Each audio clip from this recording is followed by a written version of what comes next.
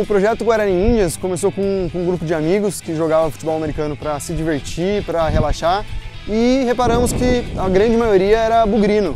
Somos apaixonados por futebol americano e também somos apaixonados pelo Guarani. Conforme o tempo, a gente foi pedir autorização para ter o nome Guarani, viu com o time Guarani, para ver se tinha algum problema.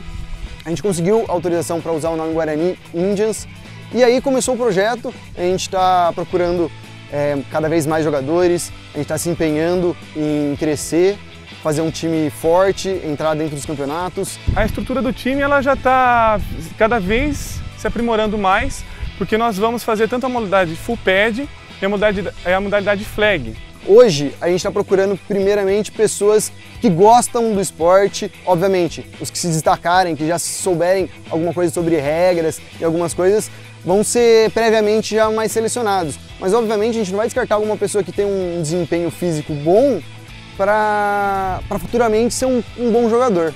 E você que gosta de futebol americano e gosta do Guarani, nós convidamos para que participe do tryout no dia 11 de novembro, às 9 horas, aqui no CT do Guarani. Vá lá no Facebook, procura a gente, Guarani Indians, futebol americano.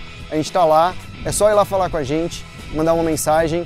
E para mais informações, o link do tryout vai estar abaixo aqui no vídeo e estão todos convidados. Se tiverem alguma dúvida, podem nos contatar.